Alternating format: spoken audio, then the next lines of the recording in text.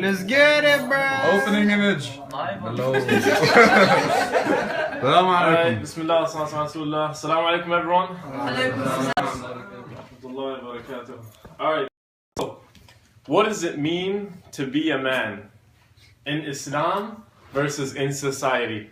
And what does it mean to be a woman in Islam and in society? Hey, chill, bro. And like, why was that a chill statement? And how do they interact in an Islamic perspective? All right, so in the 50s and the 60s and the 70s, there was a massive movement in media and culture in America and the United States, and socialists write about this in their books and everything. Is that on Instagram or Facebook? Facebook. Okay. Wait, is that Facebook Live? Mm-hmm. Yes, sir. Instagram Live. He just. So, Abud over here, brother. Hey. So anyway, I'm showing the crowd, bro. so in the 50s and 60s, throughout the 70s, basically, there was this major movement in culture and media in America that pushed for this whole playboy image of what it meant to be a man, which was this dude that could easily hook up with girls and spend the night with them and then get drugs and all that and party life. And this was basically proposed as what it means to be a man. This was something that people wanted to achieve. And then in the 80s, they came out with movies like Rocky and all that, where he comes out and he's like, I will redefine manhood. And he rips his shirt off and goes to Vietnam and fights everything. And so all of a sudden being a man was this massive machine of muscle where you could just tackle people left and right. And then nowadays, it's like a mixture of both. Kind of people really don't know what's going on. Okay. And on the other hand, what it meant to be a woman in the 50s was you're basically like a housewife. You stayed at home, took care of the family unit, raised the kids. And then what happened was there was a lot of injustices to the women. So feminism began, and it brought a lot of justice. And then it slowly, over time, second wave feminism started pushing women into the workforce. And nowadays, third wave feminism has basically morphed into death to all men.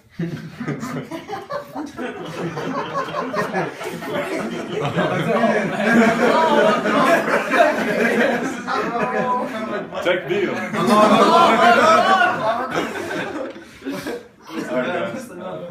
Women back there. No, anyway, so Thor, do you got a question, brother? Is this how like populations go from like what for 50 women, 1 man?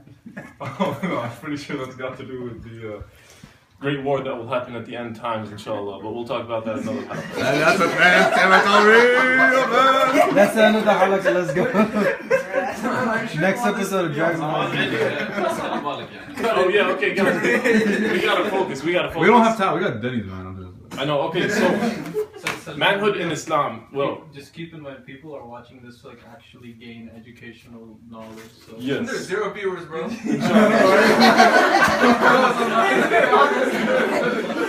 Anyway, 2:30 in the morning. so manhood in Islam. What does it mean to be a man? I'm about to lay it down from an Islamic perspective. Number one, what it means to be a man is to fulfill your covenant with Allah subhanahu wa ta'ala.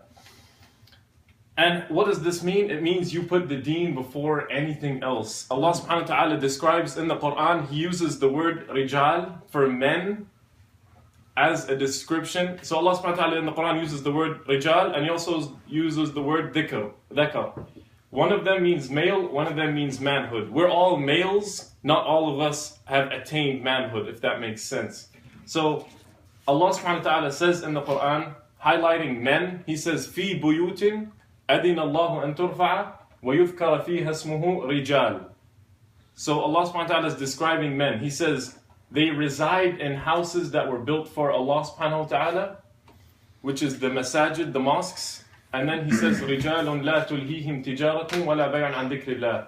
True men, commerce, trade, whatever does not distract them from the way of Allah subhanahu wa ta'ala. They maintain their covenant with Allah subhanahu wa ta'ala. They don't lose focus in the hereafter. You know, nowadays in our college life, this and that, we hear the words trendy or whatever, blah, blah, blah, go with the flow. You know what that really means? Is you don't have a backbone. So if we're going to party tonight, you're going to join us. If we're going to pray tonight, you're going to join us.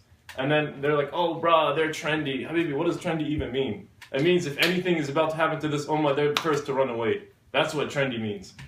So, the other thing is, I've seen this in the MSA, in the higher up, sort of situations where you'll have people sitting down and there's someone in charge, and usually in an Islamic institution, there should be a discussion, give and take. Okay, what about this? What about this?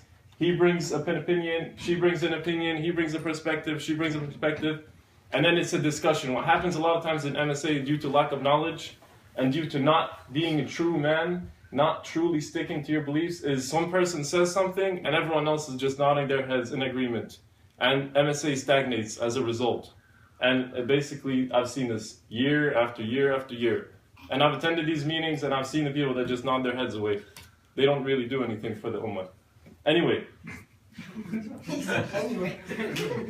At me, bro. Alright, I'm kind of going super savage right now. But the idea is the man lives his life for Allah subhanahu wa ta'ala and no one else.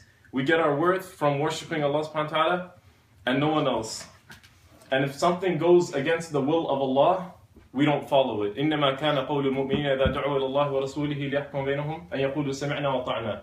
If Allah makes a decree, if His Prophet makes a decree, then we just say, we believe and we obey.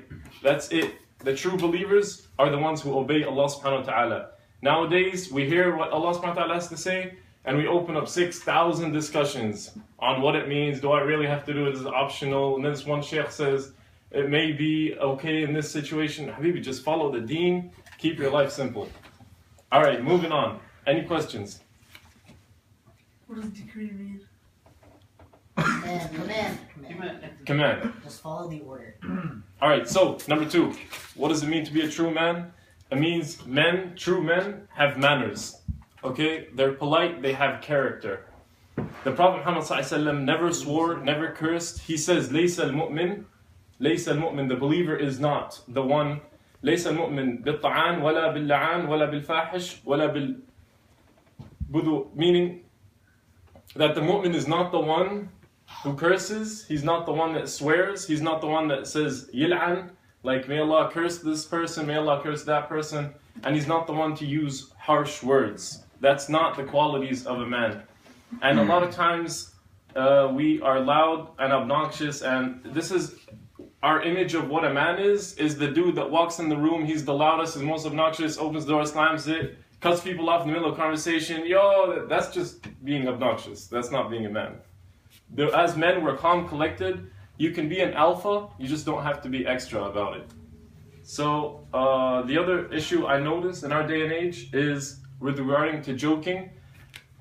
A lot of times we are very hurtful with our jokes, and we lie when we joke as Muslims. And the Prophet ﷺ says, أَمْزَحُ وَلَا أَقُولُ إِلَّا الْحَقِّ. I joke around, it's fine, وَلَكِنْ except, I don't say except what the truth. Meaning, I don't lie in my jokes. A lot of times we lie, we curse in our jokes, we call each other names. That's against the Quran. That's against the commands of Allah subhanahu wa ta'ala, calling each other names. Okay, so the other thing is number 3. So number 1, we maintain our covenant with Allah. Number 2, we have good characteristics as true men. Number 3 is we do not get angry. Society teaches us that a man has to suppress his emotions. All the time, just suppress your emotions. If you're an emotional guy, that's a bad thing. That's viewed negatively. The only emotion you are allowed to express according to society is anger. And this is completely contrary to the sunnah of Prophet Muhammad sallallahu alaihi wasallam. The Prophet Muhammad sallallahu alaihi wasallam was one to always cry. For example, when his son died, he was crying. And these Arabs at the time, pre-Islamic Arabs who had just converted to Islam, they were like, Ya Rasulullah, you're crying, like almost as that's a sign of weakness. And the Prophet sallallahu alaihi wasallam said, no, this is a sign of rahmah. This is a sign of forgiveness.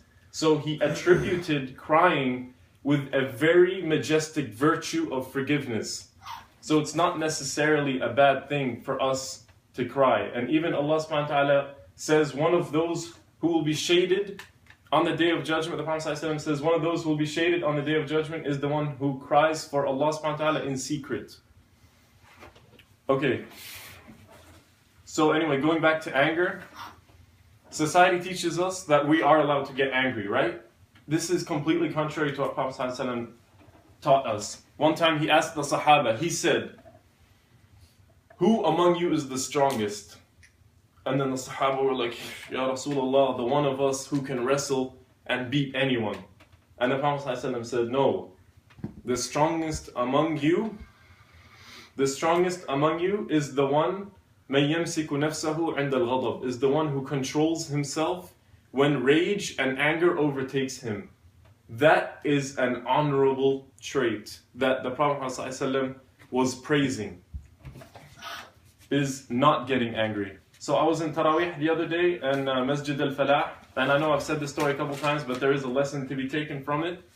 We had just in Taraweeh, we're in prayer, the Imam says, "Salaam alaikum wa rahmatullah, salaam alaikum wa rahmatullah," I'm just like, "Salam, salam," and this guy next to me just flips out. He's like, "Ya Zalma, shu al-haki, يعني غلط في الصلاة." Meaning this Arab guy was really mad because the guy made like 1 or 2 mistakes in the qira'ah.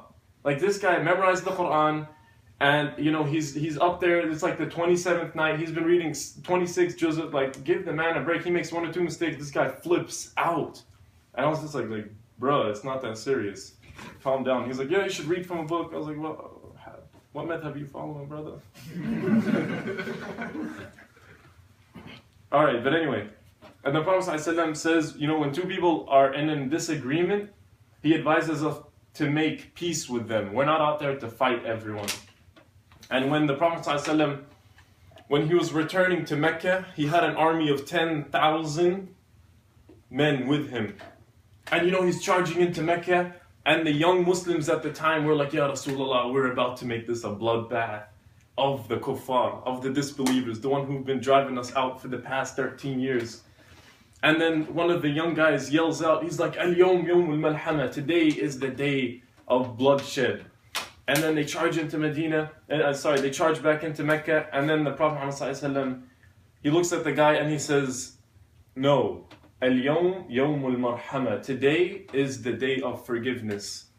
And then he asks the people, "Ma tadhunnuna anni fa'ilun bikum?" He asked the Meccan, and these Meccans are looking at this man who they've basically treated horrifically for 13 years, and now he's got an army of 10,000 behind them, and they're basically unarmed. And then he asked them, "What do you think I'm going to do with you guys?" And they're just like, "Akhin Kareem ibn Akhin Kareem," like, "You're a really nice guy, the son of a nice guy," right? That's so cowardly. And then the Prophet ﷺ looks at them, they're in a pathetic state, he's like, "I'm going to let you guys go." So, subhanAllah, that is our Prophet ﷺ. That is an honorable quality of being a man.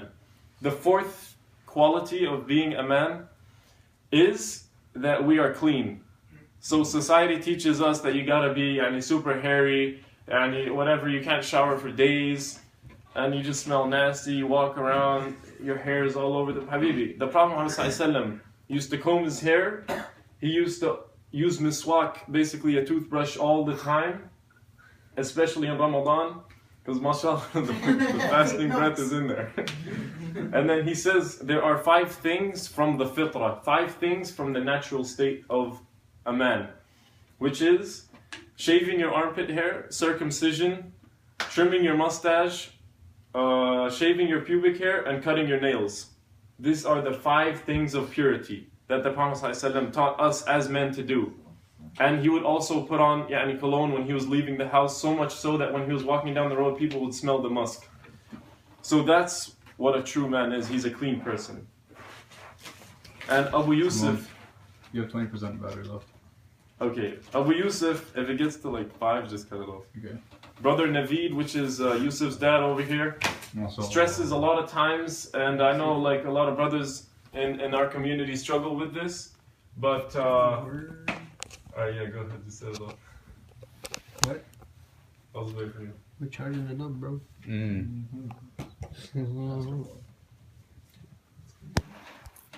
Who's Facebook account? It's on Salman's actually Facebook account. Salman Carvajal. Simon No, because it gets recorded, so I can just share it later. Okay, so... I thought only your friends can see it if you share. No, I can download the video. Anyway, so cleanliness is a part of being a man, and honestly, when you come to the masjid, if you don't smell clean, it really affects other people. And the Prophet ﷺ even says, don't go to the masjid if you've just eaten onions or garlic. Meaning, if you stank, you're going to ruin it for everyone else. And Yusuf's dad the other day actually was, speaking on the concern of this. And he said, please, Muslim brothers, use deodorant. Honestly, like when you're in there hugging the brother, like I ain't trying to smell your arm. Use some deodorant. All right. Those are 4 things of manhood. Moving on to the 5th. They treat kids nicely. Right? There's a saying, if you treat someone like a nobody, then eventually they will believe that they're a nobody. And a lot of times in our societies, we treat little kids just because they're a number younger than us. We treat them basically like babies and push them to the side and things like that. That actually stunts their development and growth. And the Prophet ﷺ would always treat young children with complete dignity. And on one time, when a young child was basically, I think he was holding like a cup of water or soup, the Prophet ﷺ basically asked permission of the young kid to borrow some of that to give to an old guy. And the young kid was like, no, like I don't want to. And he kept it for himself. And khalas, that's your decision, it's your right. So, okay. Alright, moving on to the next part. This is the most important part of the Halaqa today. And it is Prophet Muhammad sallallahu alayhi wa sallam, this is the concluding characteristic, is he used to treat his women right. Subhanallah. No man on this earth has ever treated his woman as honorably, as respectably as Prophet Muhammad sallallahu alayhi wa sallam. And we as Muslims believe that with every fiber in our body. Understand that man and woman, basically, they form the basis of relationships, right? It's the most basic relationship, a man and woman. And women and men are created different, but that's the way that Allah created us. Islam teaches us that their beauty and worth is not in how much they can copy a man and walk around with triceps this big, but instead in their distinctiveness from men and how much they can embody what it means to be a woman. So, what happened recently with feminism, right, is first of all, society. Let's look at society. What does it mean to be a successful woman in society? Any ideas? It's pretty much like be the same equal status as a man. Like in terms of titles. I'm independent black woman, don't need no man. Facts. Don't need no man in my life. And then what else? There's a massive market in makeup and looks and everything. Beauty. Yeah. Women in this society, which is hypersexualized, they have to look pretty for everyone. They claim, I'm just looking pretty for myself because, it's just this and that. If it's just for yourself, why don't you walk outside without makeup one day? Because apparently you only care about yourself, right? They will never do it. So there's this massive pressure on women that they need to look pretty. And then they throw all these chemicals at them, all this makeup, and there's this major market out there for makeup. And the other thing is that society wants from women. Okay, I'm just going to jump into this real quick.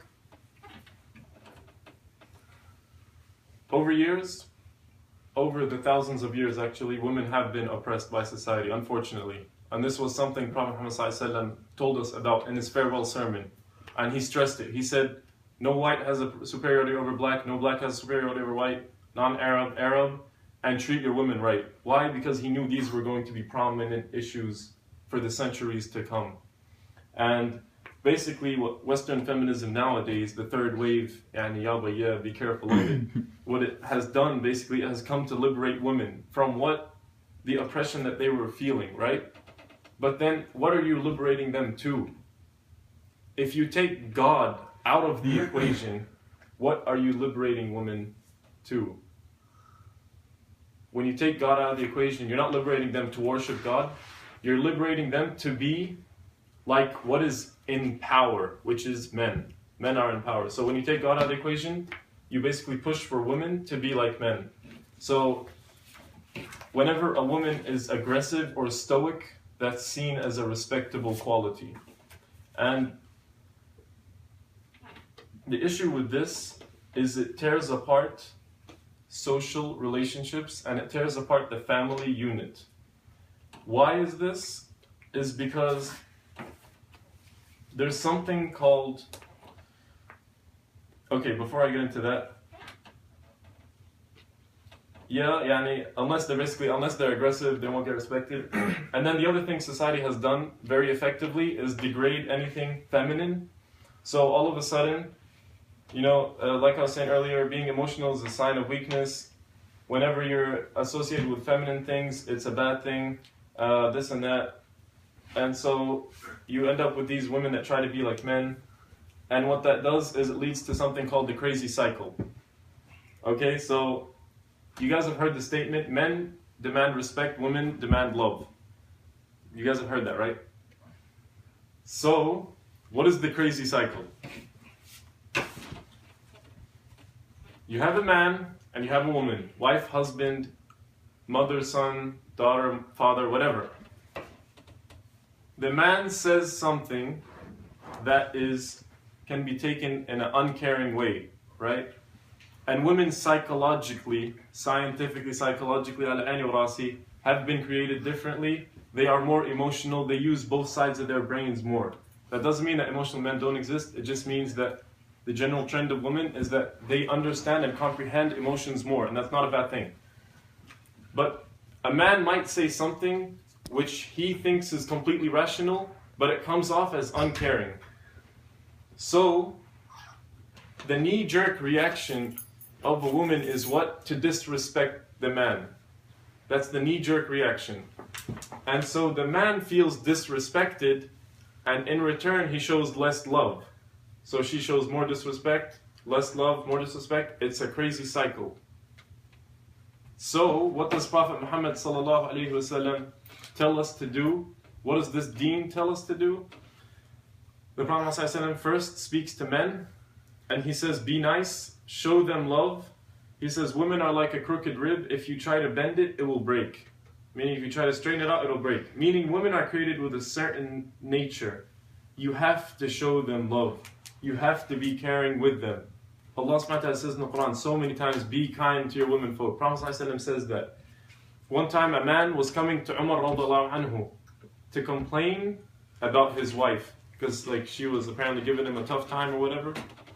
So he shows up to the door of Umar radiallahu anhu and he's about to knock on the door and he hears his wife, Umar's wife, screaming at him. And he's like, I'm not going to enter this right now. And so he turns around and as he's walking away, the door of Umar radiallahu anhu, the most masculine man in Mecca, opens. And Umar's like, hey, come back here. And he's like, what's good? And so Umar's like, what was it that you wanted? He was like, honestly, man, look, I was coming here to complain about my female, but then when I saw what you were going through, I was like, I'm just going to suck it up and go back home. And then Umar was like, yeah, honestly, because she cleans, she cooks, she does all the food, all the work, she raises the children. I'm not working, yeah, but if she kind of yells at me a little bit, I have to take it. Meaning, when a woman is showing disrespect to a man, and it's usually not always the case. Obviously, if it's always the case, maybe you're in an abusive relationship, you need to jump out. But every once in a while, when things kind of go bad, you need to maintain respect and maintain love. On the other hand, the Prophet ﷺ advises women, saying, if your husband says something uncaring, still treat them with unconditional respect. Now, the Prophet Muhammad ﷺ doesn't tell women to love their husbands. Why? Because that comes naturally. What doesn't come naturally is if someone disrespects you, that you still show respect. That doesn't come naturally. That requires someone of higher wisdom to tell it to us and for us to practice it on our own. That's where Prophet Muhammad ﷺ jumps in and says, still show them unconditional respect. And psychologically, when a man is being respected, even when he's angry, he'll be more caring as a result. So psychologically, Islam has us in this balance. Are there any questions so far? Okay.